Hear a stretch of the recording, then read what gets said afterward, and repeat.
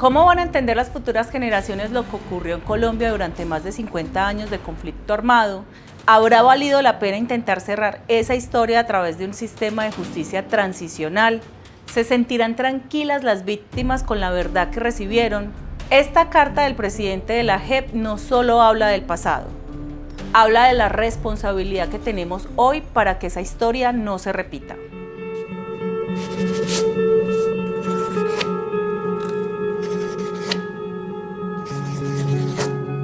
Hay palabras que nunca llegaron al destino hasta ahora.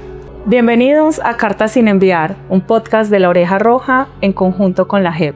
No son cartas perdidas. Son cartas demoradas por la vida. Hace poco fuimos testigos de cómo una víctima de secuestro abrazó a quien fue responsable de su dolor frente a todo el país durante una audiencia en Bucaramanga, después de que éste reconoció y nombró el daño que les había causado. Miembros retirados de la fuerza pública que cometieron graves crímenes contra quienes debían proteger están hoy ayudando a encontrar a sus víctimas. Hoy quiero contarles qué estamos haciendo para que la historia no se repita y para que su futuro, que también es el de mis hijos, sea distinto. Uno en el que la violencia y el dolor no nos definan. Bueno, presidente, muchísimas gracias por acompañarnos en Cartas sin enviar. Primero que todo me gustaría que habláramos un poco de la carta. Usted menciona ahí a sus hijos. ¿Qué temas todavía le parece que es difícil hablar con sus hijos sobre lo que nos ha ocurrido como país? Bueno, digamos que los diálogos con la familia son complejos porque quizá ellos, como muchos colombianos que viven en las grandes ciudades, no terminan de comprender todo lo que pasó en Colombia en estos años. Pero yo a lo largo de mi trabajo aquí en la jurisdicción he tratado de acercarlos mucho más, de llevarlos a las audiencias, de llevarlos a las entregas dignas, de que realmente comprendan mucho más la realidad de este país y lo que ha pasado en los últimos años en Colombia. ¿Y cómo reaccionan ellos? Pues con cierta sorpresa, porque es que una cosa es la Colombia urbana y otra la Colombia profunda. Y hay un distanciamiento notorio, entonces muchas veces los jóvenes que viven a grandes ciudades pues no tienen ese contacto con la realidad, con el dolor de las víctimas, con las tragedias que han pasado en tantos territorios. Y yo creo que es un ejercicio que nosotros como padres, y sobre todo teniendo aquí la posibilidad de hacerlo, pues qué más que llevarlos directamente a que conozcan, digamos, lo que ha venido pasando y en el país que han venido viviendo.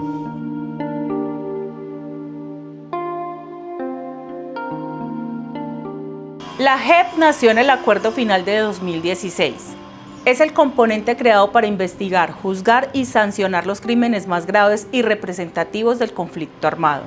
Hoy tiene abiertos 11 macrocasos que abordan hechos criminales que marcaron a millones de personas. Más de 21.000 secuestros cometidos por las extintas FARC-EP.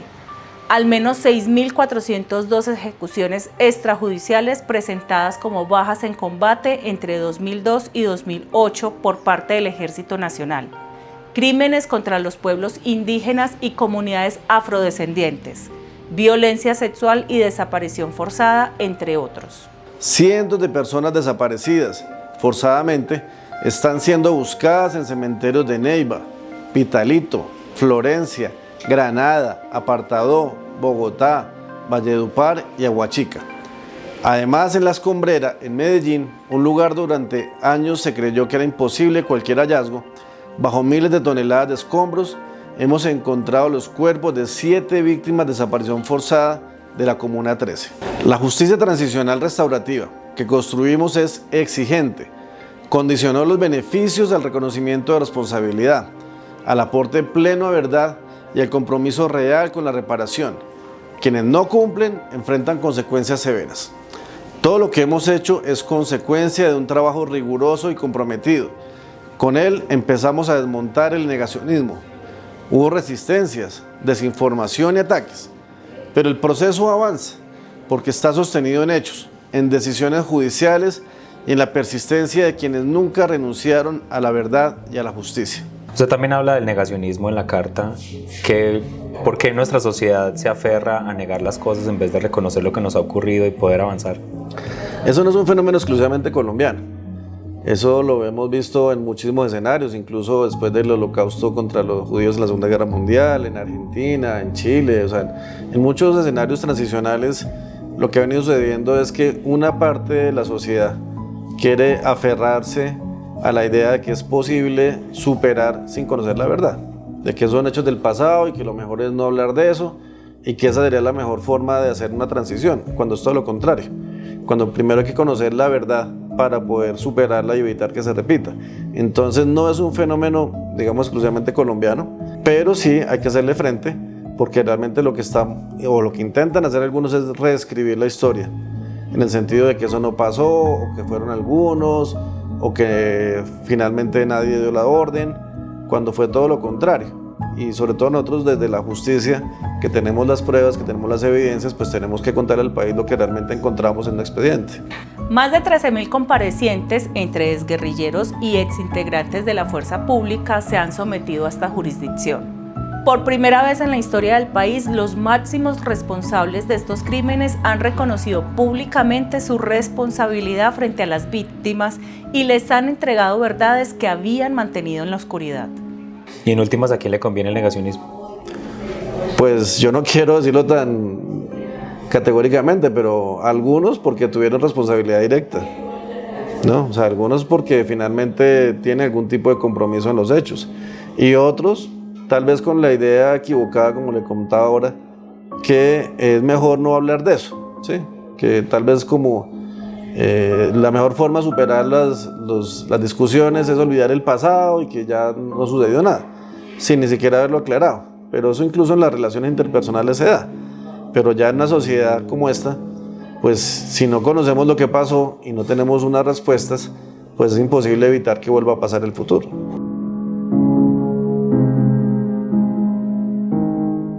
Han pasado 8 años desde que más de 13.000 exintegrantes de la guerrilla dejaron las armas.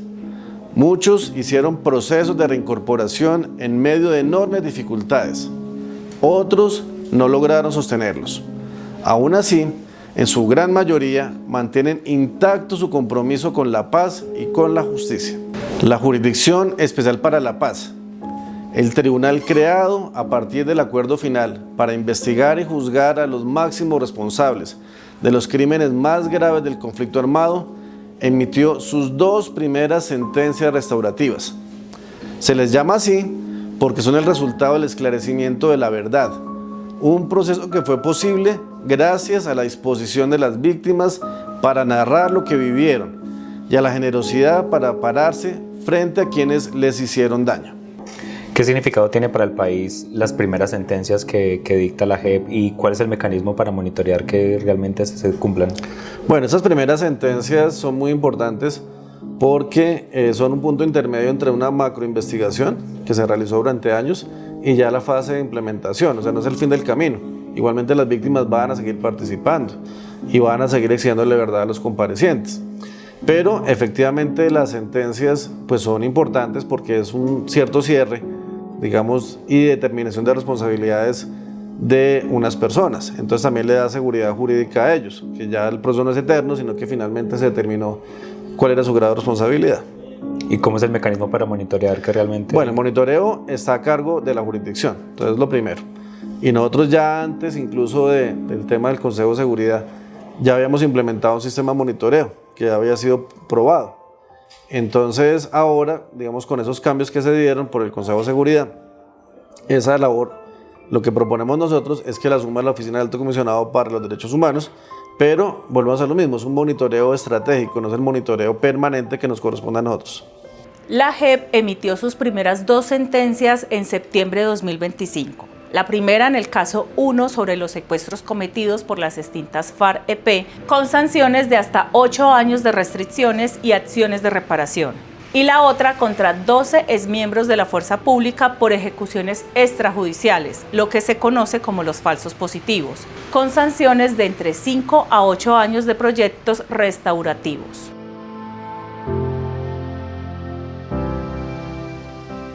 Antes de usted ser magistrado, antes de la JEP, ¿qué país se imaginaba cuando era joven?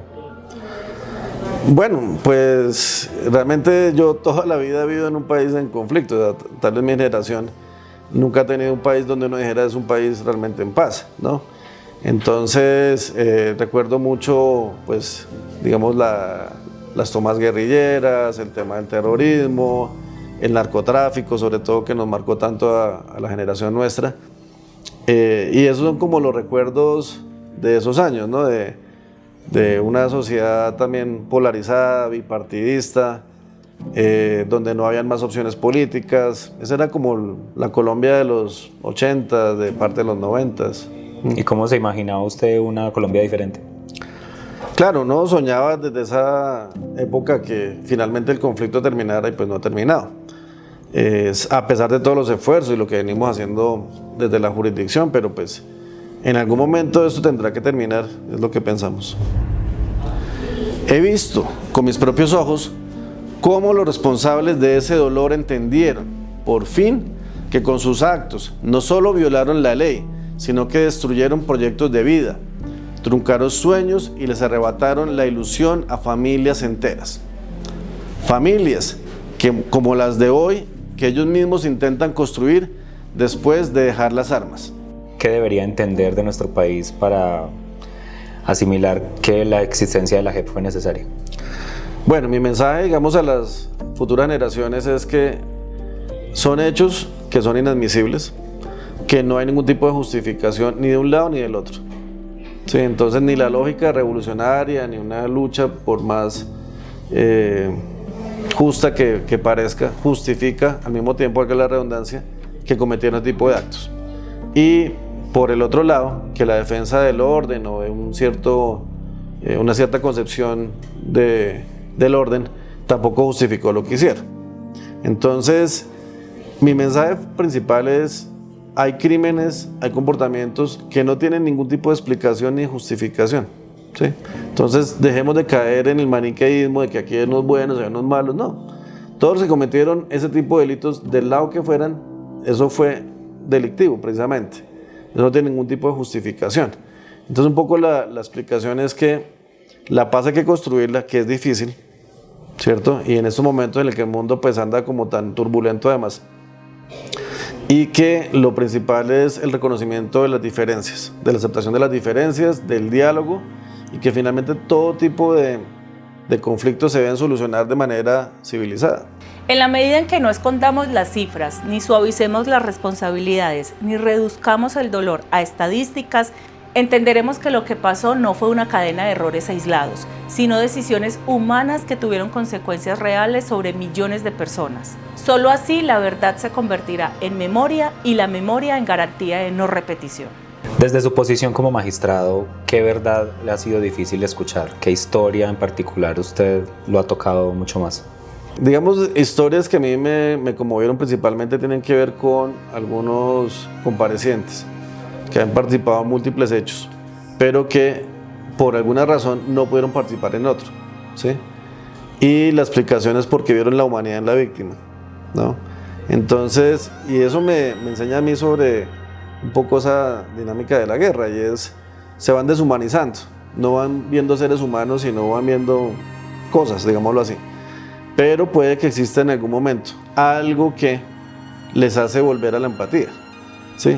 O porque tiene un rasgo que les es familiar, o porque les recuerda algún tipo de historia, algo que como el polo a tierra y que les hace pensar, oiga, lo que yo estoy haciendo es incorrecto. Eso me causa una reflexión bien interesante. ¿Y qué mensaje le daría usted a las personas que son simplemente espectadores de la guerra, pero no han podido encontrar esa empatía con las víctimas? No, mi mensaje es, no podemos ser indiferentes ante el dolor ajeno. Realmente, porque a uno no lo haya tocado de forma tan directa la guerra, no significa que no la pueda afectar en el futuro o que eso le va a ser completamente indiferente, porque realmente es la sociedad que estamos construyendo. Entonces uno no puede, digamos, abrigarse en el egoísmo de que a mi familia no le ha pasado nada, a nosotros no nos han tocado. No, porque eso en cualquier momento le pasa a usted.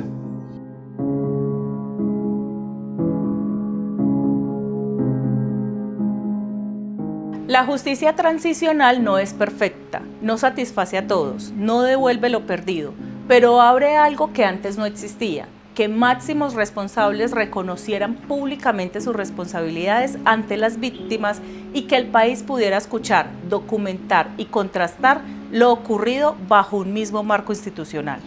Por ello, la pregunta no es si el sistema funcionó, es si como sociedad estamos dispuestos a sostenerlo, a exigir que se cumpla y a no retroceder hacia el negacionismo o la indiferencia. La memoria no es un ejercicio del pasado, es una decisión sobre el tipo de país que queremos ser. Esta carta es necesaria porque la memoria es frágil y lo que está en juego es la forma en que nos relacionamos con nuestro pasado. Decidimos no heredarles un país construido sobre el olvido o la negación, sino sobre la verdad, la justicia y la no repetición. Por eso dejamos constancia de que la violencia no fue inevitable ni aceptable y de que asumimos la responsabilidad de construir otras condiciones para que esta tragedia no se repita. ¿Y qué le diría usted a la Colombia del futuro si decide ignorar toda la verdad que ha salido de la JEP? Que va a repetir la historia, que eso va a volver a pasarles, que si no la conocen les va a volver a pasar. Yo creo que el gran mensaje de la jurisdicción es ese perdón que estamos buscando, esa reconciliación. Se cimenta sobre conocer qué fue lo que pasó. Uno no puede pasar la página sin haberla leído previamente. Entonces pueden ser verdades duras, puede ser que volver a recordar esos hechos genere cierto traumatismo, pero es la forma de sanar las heridas. A ustedes les corresponde algo decisivo: cuidar lo construido, defender la verdad, incluso cuando incomode, exigir que la justicia se cumpla. Insisto, el país puede cambiar, es posible transformar el dolor y el sufrimiento del conflicto en acciones que reflejen la verdadera calidad de nuestra sociedad. Una sociedad que valora la justicia, que es solidaria y que reconoce el dolor de los otros como propio. Gracias por acompañarnos en este episodio de Cartas sin enviar. Te invitamos a compartir este capítulo y a seguirnos en nuestras redes sociales como @laorejaroja.